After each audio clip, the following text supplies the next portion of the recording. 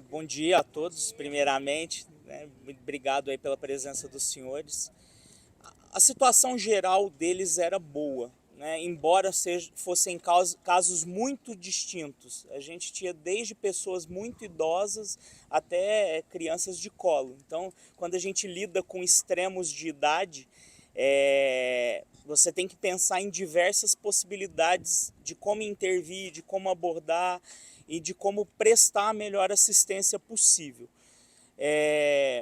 Tínhamos sim pessoas que têm já comorbidades, né, situações prévias aí de saúde e que requeriam algum cuidado, algum monitoramento a mais durante o voo, mas felizmente todos passaram muito bem, né? As intervenções que nós tivemos foram de simples resolução, de simples acompanhamento, sem maiores complicações.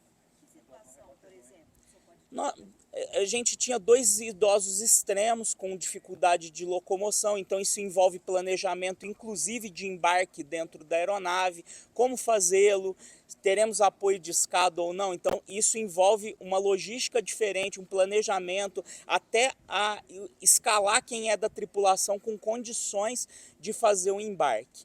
E essas pessoas tinham comorbidades próprias da idade, alguns diabéticos, outros hipertensos, então isso requeriu que planejássemos quais medicações que já usam ou não usam, né? Vamos checar os sinais vitais para ver se essa medicação está fazendo efeito.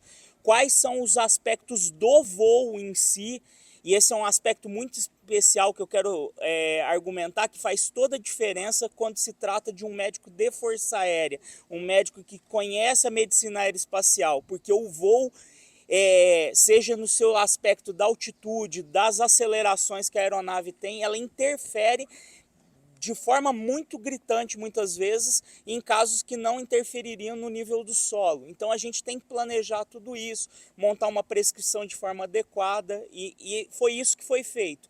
Outras crianças, né, tinha crianças que tinham alguma necessidade, então houve um monitoramento, checar os sinais vitais, ver com a mãe, orientar a mãe o que fazer, o que dar de comer, como dar de comer. Então, esses são aspectos distintos que estavam presentes nessa missão. Capitão, você falou sobre comorbidades, né? Mas entre eles nenhum tinha nenhum trauma ou ferimento decorrente da guerra. Não, e esse aspecto de lesões próprias do combate físicas nós não encontramos. Obviamente, existia uma ansiedade, uma apreensão muito grande própria da saída de uma área de conflito, de todo o trâmite burocrático que há para embarque de uma área internacional para ser repatriado, né? Havia muita expectativa quanto à chegada do Brasil de algumas famílias. Então esse era o aspecto que eu posso dizer da cicatriz psicológica, né? E aí foi fundamental também a equipe contar com a presença de um profissional da psicologia, de uma psicóloga a bordo, que esse trabalho multidisciplinar foi fundamental durante essa missão. E teve algum atendimento nesse sentido psicológico ou até mesmo de prescrição de medicação por conta de ansiedade? No nível de interferir com medicação pela ansiedade em si, não. Nós medicamos outros aspectos. Nós tivemos mais ou menos umas 12 a 13 consultas entre psicológicas e médicas a bordo. Como eu salientei no começo, eram casos simples de resolver. Né? Obviamente que as intervenções psicológicas elas são mais de amparo, então alguns casos possivelmente serão conduzidos daqui para frente de uma forma mais continuada nos destinos que essas famílias têm, mas no ponto de vista agudo da missão, as intervenções que foram feitas foram conduzidas de maneira a aliviar a ansiedade, a dar perspectivas que desvinculassem do ambiente da guerra, daquilo que rememora a guerra. E isso foi fundamental para um clima dentro da cabine muito amistoso, até de momentos de alegria. As crianças tiveram acesso a desenhos, a materiais, brinquedos para montagem. Isso distrai, né? E faz com que elas mudem o foco, e foi muito importante nesse aspecto. Trouxe uma alegria naquele ambiente.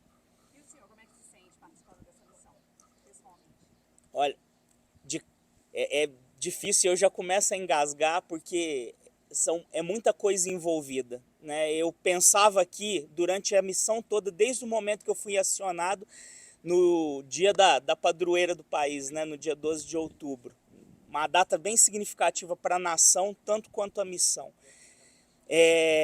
Quando a gente se forma médico, a gente faz um juramento de dedicação plena, de abnegação, de se entregar ao próximo, ao outro, ao nosso irmão de pátria, que é absolutamente idêntico ao juramento de quando eu fiz, quando eu me tornei oficial da Força Aérea.